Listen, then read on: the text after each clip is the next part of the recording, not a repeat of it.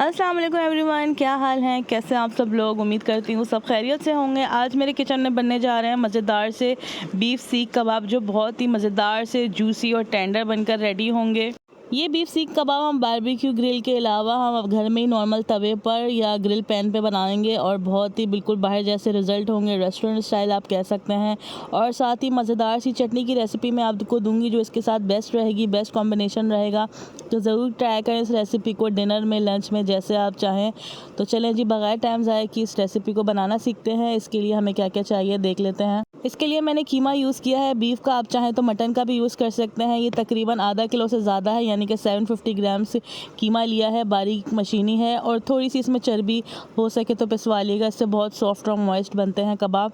और 2 मीडियम प्याज को मैंने चॉप कर दिया है बारीक, और इसको किसी छन्नी की मदद से, हाथ से, मलमल से, कि कपड़े से, किसी से भी आप छान लें। और इसमें पानी बिल्कुल नहीं होना चाहिए। साथ ही मैंने 2 टेबलस्पून हरी मिर्चों का, ये मिर्चों वाली हरी मिर्चें हैं, इसका पेस्ट लिया है। साथ ही जाएगा 2 से 3 टेबलस्पून हरा धनिया, फ्रेश हरा धनिया मैंने इस्तेमाल किया है। और साथ ही अब हम इसमें कुछ खुश्क मसाले डालेंगे, स्पाइसेस डालेंगे।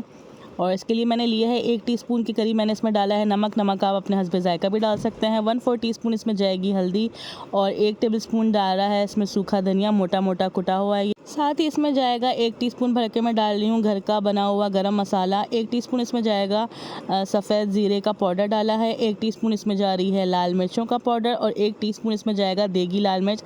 इससे इसका कलर बहुत अच्छा आएगा, अगर आपके पास हो तो आप ज़रूर डालिएगा। और ½ टीस्पून के करीब मैं इसमें डाल रही हूँ काली मिर्चें।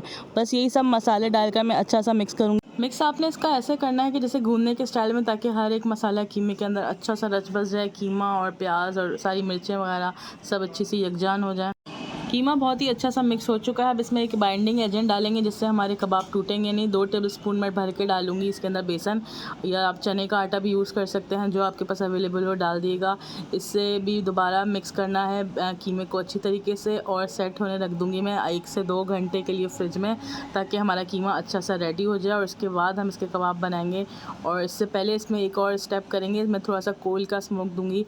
ये बिल्कुल ऑप्शनल है, आप चाहें तो दें, वरना स्किप भी कर सकते हैं। बहुत ज़्यादा नहीं देना, 1 से 2 मिनट के लिए देना है, वरना ज़्यादा देने से भी हमारा कीमा कड़वा हो सकता है। स्मोक देने के बाद भी अच्छा सा हाथ से मिक्स कर लेंगे, ताकि जो सारा धुआं है ऊपर नीचे अच्छा सा मिक्स हो जाए।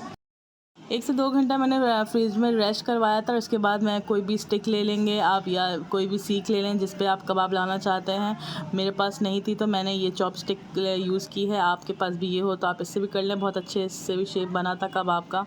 बहुत अच्छा सा हाथों की मदद से इसको शेप देना है कबाब का, और ज़रूरत पड़ेगी तो तेल का इस्तेमाल कर सकते हैं सेटिंग करने के लिए। मैंने भी हल्का हल्का तेल का इस्तेमाल किया है, ताकि कबाब हमारे अच्छे से सेट हो जाए। इसी तरीके से सारे कबाब बनाकर मैं रेडी कर लूँगी और एक ट्रे में रख लूँगी। और अगेन इसको 1 से 2 घंटे मैं फ्रीज़र में रखूँगी, ताकि अच्छे से सेट हो जाए। आप चाहें तो उसी वक्त भी फ्राई कर सकते हैं। सारे कबाब मैंने इसी तरीके से बनाकर रेडी कर लिए थे, और फिर मैं बाद में फ्राई करूँगी।